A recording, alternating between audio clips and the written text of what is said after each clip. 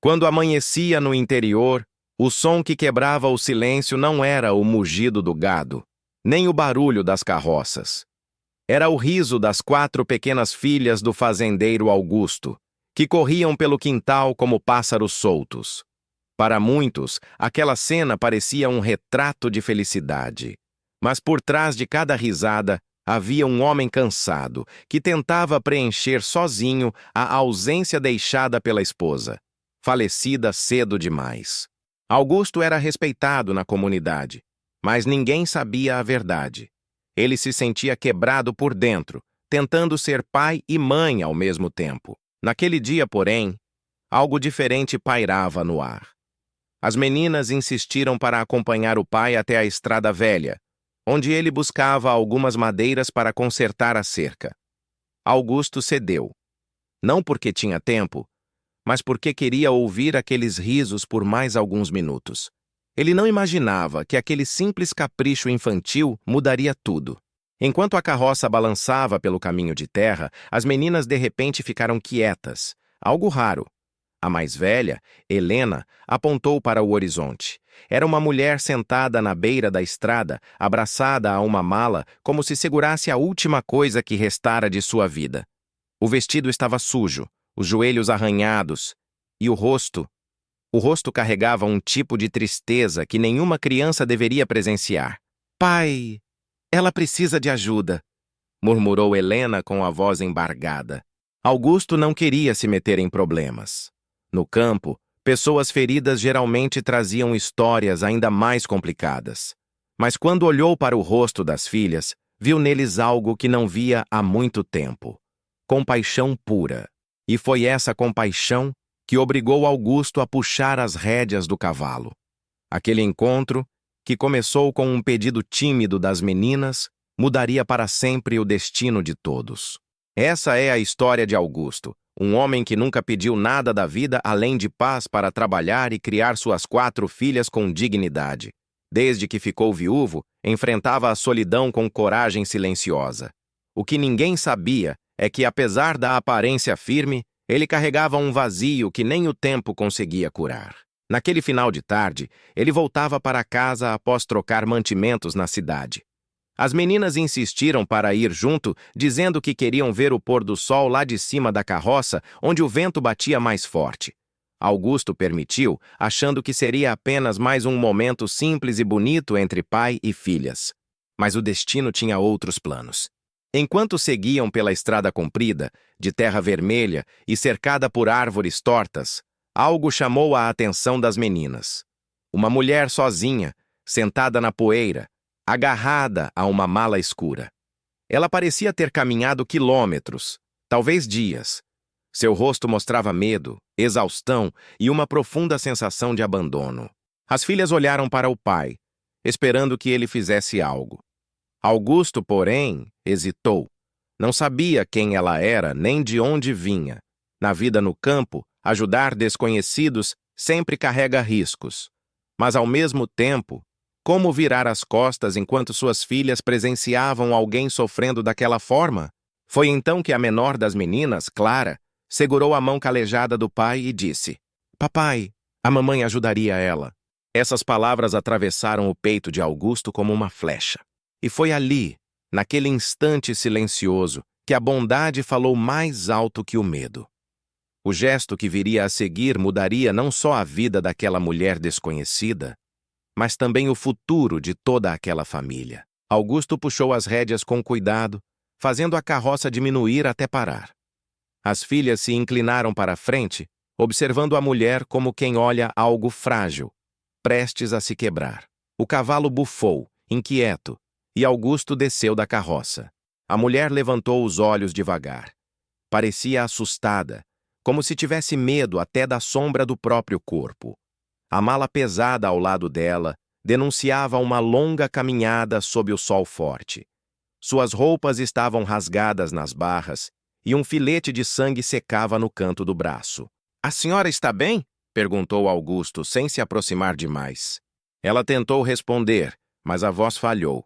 Era como se não falasse há dias. Uma das meninas, Helena, desceu da carroça e se aproximou lentamente, como quem se aproxima de um passarinho ferido. "A gente pode ajudar você", disse a menina. A mulher respirou fundo e, com muita dificuldade, disse seu nome: Marina. Augusto percebeu que Marina tremia. Não de frio, mas de medo. Medo de confiar, medo de ficar, medo de continuar. Ele voltou o olhar para as filhas. 4 pares de olhos inocentes esperando uma decisão. "Marina, você precisa de um lugar para descansar. A fazenda não fica longe", disse Augusto. Ela hesitou, olhando para a estrada como se o passado pudesse surgir a qualquer momento. Eu não sei se devo", murmurou, abraçando a mala. "A gente cuida de você", disse a pequena Clara, segurando a mão dela. Aquele gesto desmontou Marina. E então ela chorou pela primeira vez. A carroça seguiu devagar até a fazenda. Marina permanecia em silêncio, observando as plantações, o curral e o terreiro com um olhar misto de espanto e medo. As meninas, ao contrário, falavam sem parar, tentando animá-la. Contavam histórias da escola rural, do cachorro que vivia dormindo na varanda, das galinhas que fugiam quando elas apareciam. Marina apenas sorria de leve, como quem tenta lembrar como se faz isso. Quando chegaram, Augusto desceu primeiro e ofereceu a mão para ajudá-la. Marina hesitou antes de aceitar, como se ainda temesse qualquer gesto de aproximação. Ele percebeu. Aquela mulher carregava feridas que não eram visíveis, e por isso, Augusto decidiu manter uma certa distância, não por desconfiança, mas por respeito. A casa era simples, mas acolhedora. As paredes de madeira guardavam marcas do tempo, e as janelas grandes deixavam entrar a luz do entardecer. As meninas correram até o quarto de hóspedes, que ficava ao lado da cozinha, e começaram a arrumar tudo como se fosse um presente. "Marina pode ficar aqui", disse Helena. "A mamãe gostava de deixar esse quarto sempre pronto." A menção à mãe fez Marina baixar os olhos. Augusto percebeu o desconforto e rapidamente mudou de assunto. "Você precisa de descanso. Amanhã conversamos com calma." Marina assentiu. Mas antes de entrar no quarto, observou a fazenda como se tentasse memorizar um lugar que talvez ela não tivesse certeza se merecia ocupar. No corredor, Augusto percebeu que ela segurava a mala com força demais, como se ali dentro estivesse tudo o que ainda restava de sua vida. Durante o jantar, Marina não apareceu. Augusto deixou um prato na porta do quarto e pediu que as meninas não insistissem. Ele sabia que algumas pessoas precisam de silêncio antes de conseguirem falar. Mais tarde, quando a casa já dormia, Marina abriu a janela do quarto e observou o céu estrelado. As lágrimas vieram sem ela querer. Não por tristeza, mas por um sentimento estranho. Segurança. Algo que ela não sentia há muito tempo. Mas junto com isso vinha um medo ainda maior. O medo de perder aquilo. Ela olhou para a mala ao lado da cama. A mala parecia pulsar, como se guardasse um segredo que não suportava mais carregar. Marina tocou nela, respirou fundo, mas fechou novamente. Ainda não era a hora. Na manhã seguinte, Augusto acordou cedo, como sempre. Colocou água para ferver, acendeu o fogão a lenha e começou a preparar café.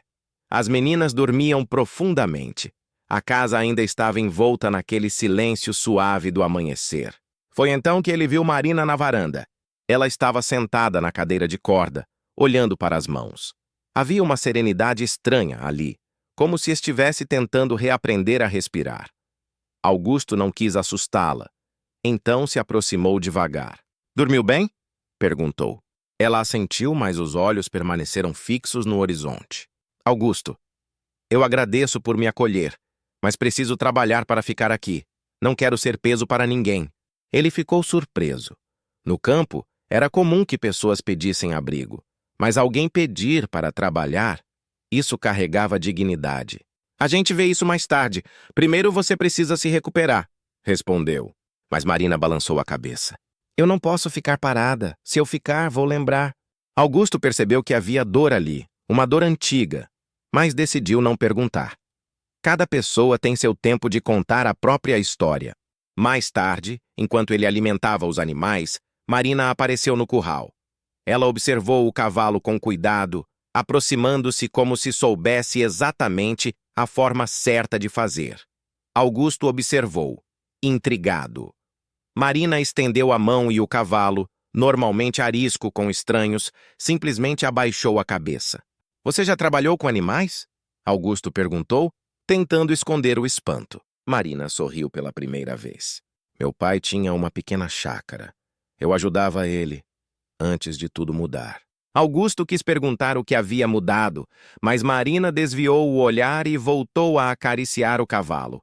Ficou claro que aquele antes de tudo mudar era o início de um capítulo doloroso. Dias se passaram, e as filhas começaram a se apegar profundamente a Marina. Ela trançava o cabelo delas, contava histórias antigas, ensinava palavras que ninguém por ali conhecia. Era como se, pouco a pouco, ela fosse preenchendo um espaço que havia ficado vazio demais na casa. Mas quanto mais Marina sorria para as meninas, mais Augusto percebia que havia algo quebrado dentro dela. E então, numa noite de tempestade, a verdade começou a vir à tona. A chuva caiu forte, deixando a fazenda escura e pesada. As telhas estalavam com o vento, e os trovões faziam as meninas pularem de susto. Marina ficou com elas no quarto, cantando baixinho para acalmá-las. Do lado de fora, Augusto ouviu um mugido desesperado vindo do curral. Correu para lá com uma lanterna e viu que uma das vacas prenhas havia escorregado na lama e não conseguia se levantar. Se algo não fosse feito rápido, o bezerro e a mãe morreriam. Ele tentou erguer o animal, mas era pesado demais. A lama transformava tudo em um desafio quase impossível. Augusto! Marina gritou atrás dele. Ela correu na chuva, segurando uma corda. Não pensou duas vezes. Amarraram o animal, alinharam a força dos dois, e Marina orientou cada movimento com firmeza e precisão. Augusto percebeu que ela não só sabia o que estava fazendo, ela tinha experiência real, técnica, conhecimento. Depois de muito esforço, conseguiram erguer a vaca e levá-la até o abrigo. O animal tremia, mas estava vivo. Marina se ajoelhou na palha, acariciando o focinho da vaca com cuidado. A lanterna iluminou seu rosto, molhado de chuva, mas também de lágrimas. Augusto se aproximou. Marina, de onde você aprendeu tudo isso? Ela respirou fundo. Antes de vir para cá, eu perdi tudo o que tinha. A chácara do meu pai foi tomada por parente meu que falsificou documentos. Eu não tinha como lutar, nem dinheiro, nem provas. Fui expulsa, sem nada. Augusto ficou imóvel. E a mala? Ela olhou para ele com uma dor profunda. É tudo o que resta da vida que eu tinha. O fazendeiro sentiu o coração pesar. Não era um caso de violência doméstica, nem fuga de marido. Não era nada parecido com seu vídeo anterior. Era sobre injustiça, sobre perda de raízes, sobre tentar sobreviver quando tiram o chão da gente. Àquela altura, Augusto já sabia que Marina não era uma desconhecida qualquer. Ela era alguém que a vida tentou destruir, mas que ainda tinha força para salvar. A partir daquele dia, Marina passou a fazer parte da rotina da fazenda. Não como hóspede, mas como alguém que conhecia o trabalho, que ajudava, que somava. As meninas a viam como uma irmã mais velha, uma protetora, uma presença que devolveu luz à casa. Mas o passado não demora a bater à porta quando tentamos recomeçar. Numa tarde, enquanto Marina lavava roupa no tanque, um carro desconhecido entrou pela estrada de terra. Augusto saiu para ver quem era. Um homem de terno amarrotado desceu, segurando um envelope pardo. Procuro por Marina Almeida. Augusto ficou alerta, mas chamou Marina. Quando ela viu o homem, empalideceu. Marina, eu represento a Defensoria Pública. Encontramos provas de falsificação no processo da chácara do seu pai. O caso está sendo reaberto. A senhora tem direito de retomar a propriedade. Marina levou a mão à boca. As pernas fraquejaram. Augusto a segurou antes que caísse. Mas como? Ela sussurrou. Uma denúncia anônima, disse o homem, entregando os documentos. Depois que o carro foi embora, Marina chorou abraçada às meninas, que comemoravam como se fosse vitória delas também. Augusto permaneceu em silêncio. Ele sabia quem havia feito a denúncia anônima. Havia sido ele. Marina percebeu. Ela se aproximou devagar, tocou a mão dele e disse: Augusto, por que fez isso? Ele respirou fundo. Porque ninguém merece perder suas raízes. Ninguém! Foi a primeira vez que Marina o abraçou. Um abraço longo, cheio de gratidão e cura. A fazenda, naquele instante, deixou de ser apenas um abrigo temporário. Virou um lar. O tempo passou e Marina decidiu algo inesperado. Não queria a chácara de volta sozinha. Queria lutar por ela, sim, mas queria escolher onde construir sua nova vida. E a vida que desejava estava ali, entre as 4 meninas e o homem que lhe devolveu a dignidade. Augusto, por sua vez, descobriu que não precisava enfrentar a solidão como antes. Marina não ocupava o lugar da esposa que ele perdeu, mas criava um novo espaço, o da esperança, o da parceria, o da cura silenciosa que só chega quando a gente menos espera. E assim, o gesto de bondade que começou com um pedido das meninas se transformou na história mais bonita que aquela fazenda já presenciou. Uma história de justiça, de recomeço e de amor que nasce devagar, como a luz da manhã que ilumina a estrada onde tudo começou.